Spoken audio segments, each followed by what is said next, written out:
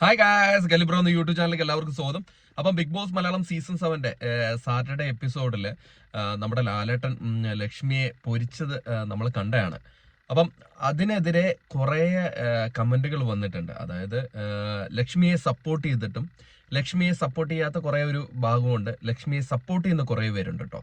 പ്രേക്ഷകരായ നിങ്ങൾ എങ്ങനെയാണെന്നും കൂടെ ഈ വീഡിയോയുടെ കമന്റ് രേഖപ്പെടുത്തുക. കാരണം ലക്ഷ്മിയുടെ ആ ഇഷ്യൂ, അതായത് നൂറ ആദിലെ വീട്ടിൽ കയറ്റാൻ കൊള്ളാത്തവരാണ് എന്നുള്ള ഇഷ്യൂ ഇന്നലെ ലാലേട്ടൻ സംസാരിച്ചിരുന്നു. അപ്പം ആ ഇഷ്യൂവിനോട് ലക്ഷ്മിയെ നിങ്ങൾ സപ്പോർട്ട് ചെയ്യുന്നുണ്ടോ ഇല്ലയോ എന്നും കൂടെ വീഡിയോയുടെ ഇടയിൽ കമന്റ് രേഖപ്പെടുത്തുക. കാരണം ഇപ്പോൾ സോഷ്യൽ മീഡിയയിൽ കൂടെ കുറേ പേര് ലക്ഷ്മിയെ സപ്പോർട്ട് ചെയ്യുന്നതായിട്ട് കണ്ടുവരുന്നുണ്ട്. കാരണം ഇന്നലെ ലാലേട്ടൻ അത്രയും നേരം വളരെ എന്താ പറയുക, ലാലേട്ടൻ അത്രയും ശോഭിച്ച് ലക്ഷ്മിയോട് അത് ആ കാര്യങ്ങൾ പറഞ്ഞിട്ടും ലക്ഷ്മിക്ക് ഒരു കുലുക്കമില്ല. ലക്ഷ്മി ആ പറഞ്ഞതിൽ ഉറച്ചു നിൽക്കുകയാണ്. ലക്ഷ്മി പറയുന്നുണ്ട്, എൻ്റെ പേഴ്സണൽ ആയിട്ടുള്ള എൻ്റെ അഭിപ്രായമാണ് ഞാൻ പറഞ്ഞതെന്നാണ് പറയുന്നത്. പക്ഷെ ആ ലക്ഷ്മി പറഞ്ഞ ആ രീതി, എങ്ങനെയാണ് സംസാരിച്ച പ്രസന്റ് ചെയ്ത രീതി ഇച്ചിരി ഓവറായി പോയി എന്നാണ് പലരും പറയുന്നത്. അല്ലാതെ ലക്ഷ്മിക്ക് ലക്ഷ്മിയുടെ പേഴ്സണൽ ആയിട്ടുള്ള അഭിപ്രായം പറയാം.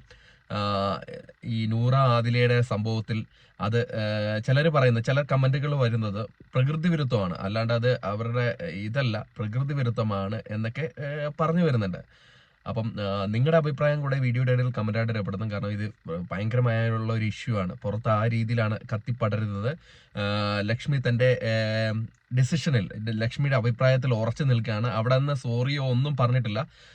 അതുകൊണ്ട് തന്നെ ചിലർ പറയാണ് ലക്ഷ്മി അത്രയും ബോൾഡായിട്ട്, ലാലേട്ടൻ അത്രയും പറഞ്ഞിട്ടും ലക്ഷ്മി ആ രീതിയിൽ തന്നെ അവിടെ നിന്നു, തന്റെ ഡിസിഷൻ മാറ്റിയില്ല, താൻ പറഞ്ഞ ഡിസിഷനിൽ ഉറച്ചു നിൽക്കുകയാണ് ചെയ്ത് എന്നാണ് പറയുന്നത്. പക്ഷെ ലാലേട്ടൻ അവിടെ കുറെ പറയുന്നുണ്ട്, അവരെ ഞാൻ എൻ്റെ വീട്ടിലേക്ക് ക്ഷണിക്കും എന്ന് പറയുന്നുണ്ട്.